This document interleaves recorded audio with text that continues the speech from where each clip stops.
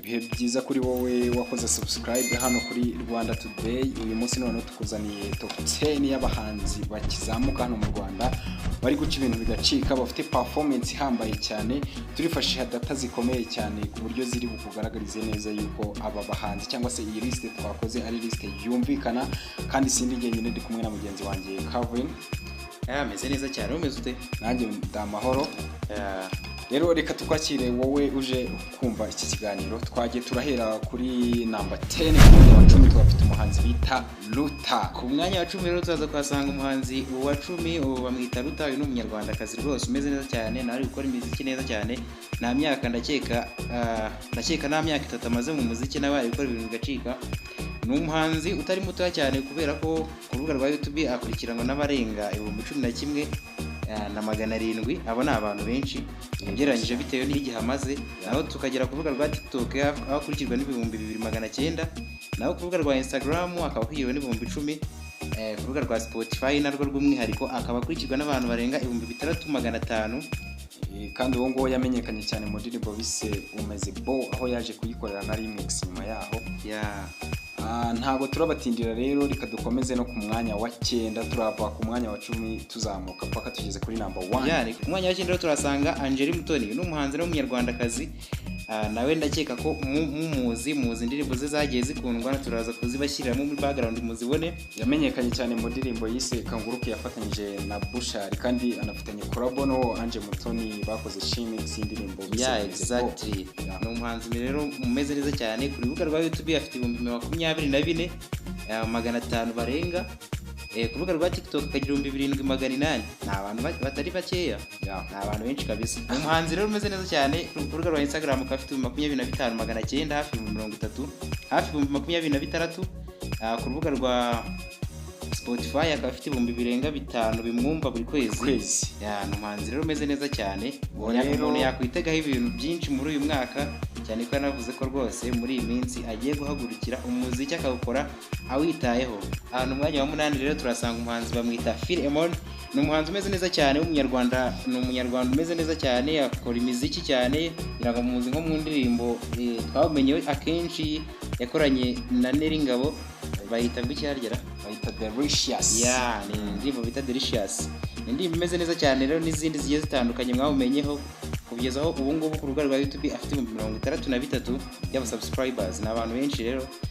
Twajya ku rubuga rwa TikTok tugasanga aba followers 19,000 barenga hafi 20,000. Ni abantu benshi.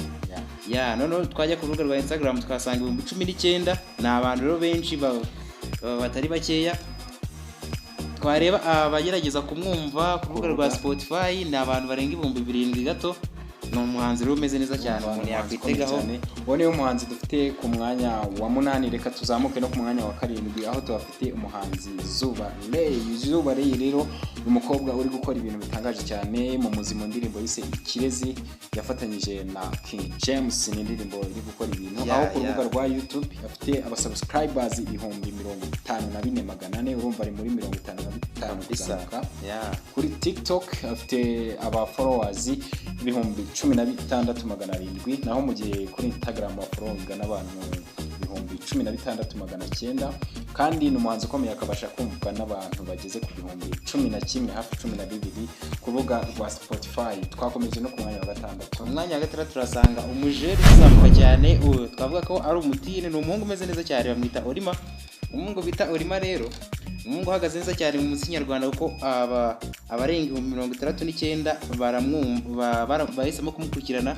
Twajya ku rubuga rwa TikTok tukasanga 50,000, ku rubuga rwa Instagram tukasanga abarenga 17,000 bamukurikirana, naho ku kwezi akabimbwa n'abantu barenga 5,000 ku rubuga rwa Spotify. Bamwita Orima, bamwita Orima papa, yitwa Dukomeza cyane rero no ku mwanya wa 5 turasanga umuhanzi wabiciye bigacika. Ndakeka ubu ngubu afite n'amabumba, bamwita Logan Joe. Uyu muhanzi rero ubundi akaba yaratangiye arapa, ari umuraperi, ariko ubu ngubu akaba aririmba izindi ndirimbo zimujyana nka iri Afrobeat, ariko yenda kuba mix na drill, yenda kumera nka R&B. Nanone umuhanzi umeze neza cyane. Ku rubuga rwa YouTube afite 123. Ni abantu benshi, navuga ko ari uhiga abandi bose twabanje kuvuga. Ku rubuga rwa TikTok rero akaba afite 40,000 y'abamukurikirana. Ni benshi cyane. twamanuka tukagera ku rubuga rwa Instagram akaba afite 95 Grand Frère ibihumbi ni benshi cyane. Niba kubwira ngo umuhanzi yakoze amateka, uyu muhanzi ni munini cyane. Urubuga rwa Spotify rero akaba afite ibihumbi 19 babasha kumwumva ndetse bakanamukurikirana. Tugakomeza tukamanuka rero no ku mwanya wa kane. Tufite umuhanzi bita KFK Kid from Kigali, Mr. Yububu. Exactly. Kid from Kigali rero yamenyekanye mu ndirimbo yise Yububu yafatanyije na Mike Kayihura mu minsi yashize, none ubu ikaba hitinze 1M miliyoni y'abantu bayirebye ku rubuga rwa YouTube. Aho kuri YouTube afite aba subscribers ibihumbi 34, akagira aba followers ibihumbi 26 ku rubuga rwa TikTok, naho kuri Instagram afollowingwa n'abantu ibihumbi 42. Kandi ntabwo twareka kukubwira ko kuri Spotify afite abantu benshi bamwumva aho bageze ku bihumbi 25. Abo ni abantu benshi kuri uru rubuga rwa Spotify. Uwo niwe muhanzi wa kane rero bamwita Kid from Kigali. Twakomeje no kuwa gatatu. Mwanya wa gatatu rero tuhasanga umuhanzi bamwita Real Road. Ni umuhanzi munini cyane, navuga ko yigaruriye imitima y'abanyarwanda bitewe n'indirimbo nyinshi yagiye akora, indirimbo yafatanyije na Bruce Melody, hari n'izindi yagiye akora ubwe ku giti cye nubwo zitari nyinshi cyane, ariko mu nkeya afite rwose indirimbo wumva ko zirimo ubuhanga kandi zinaryoshye nakubwira zo kumva muri weekend. Ku rubuga rwa YouTube rero tuhasanga ko afite mu 57 y'aba subscribers babasha kumva ibihangano bye. Ku rubuga rwa TikTok tukasanga 27 y'abantu bamukurikirana. Ku rubuga rwa Instagram tukasanga 10,000 afite, naho aba listeners kuri Spotify akaba yumva n'ibihumbi 9 mu gihe cy'ukwezi. Umuhanzi rero bavuga ko ameze neza cyane muri muzika nyarwanda. Uyu Real Red rero yamenyekanye mu ndirimbo cyane iheruka bayita TikToker, kandi akaba yarakoze n'indi release ikomeye cyane bita Kuba Nisindiye, yarayikoranye na Bruce Melody. Ari na collabo afite akoranye n'uwitwa Papa Cyangwe bayita Mama. Nanyo ndakeka ari indirimbo murayizi cyane, ni indirimbo yaciye ibintu byinshi rwose, imeze neza cyane, ndababwiye ngo mugende muyumve. Tugakomeza no ku mwanya wa kabiri rero turasanga umuhanzi ni umuhanzi munini cyane, navuga ko amaze gukora ibintu byinshi. Ni umuproducer, ni umuntu ukora umuziki ubwe, agakora n'amakorabo na agakora mix and mastering.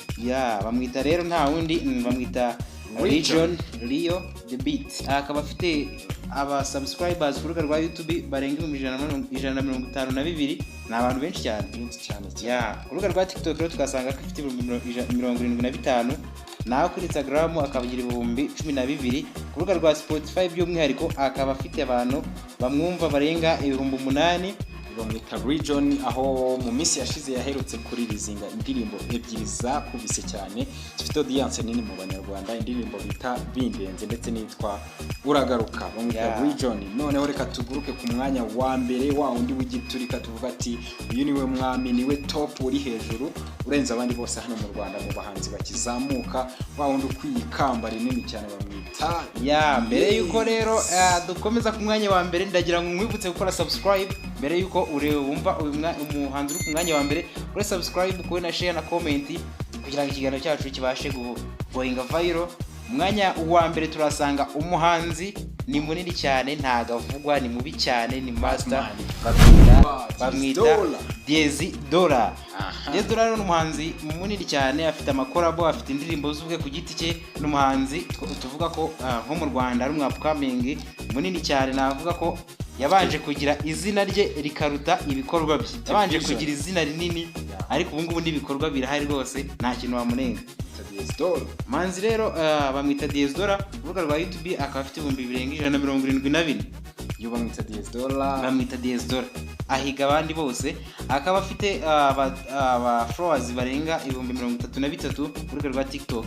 Akaba anafite 39 ku rubuga rwa Instagram, nabo bamukurikirana. Akaba afite n'abamwumva barenga 15,500 rubuga rwa Spotify. You know mu big artist rero yamenyekanye mu ndirimbo cyane yiswe Repetewe na DJ Benda, kandi no mu minsi yashize yaherutse kuri releasing indirimbo bise Extra Stamina yakozwe na producer Element L. Yine ndirimbo rero iri gukora ibintu uyu Diezdora ugereranije performance ndetse no mu busanzwe uko akora amahita releasinga arakomeye cyane. Niwe twahisemo gushyira ku mwanya wa mbere hano kuri top 10 yacu. ikintu nagusaba rero wakurikiye top 10 waduha comment ukatubwira niba ubona ikoze neza, niba hari umuhanzi uburamo, ese niba wowe ubona twakosora iki, tubwire muri comment kandi usharinge na bagenzi bawe kugira ngo nabo baduhe comment batubwire ati umuhanzi uyu n'uyu nawe akenewemo, kugira ngo ubutaha indi tuzakora tuzamushyiremo. Ciao ciao.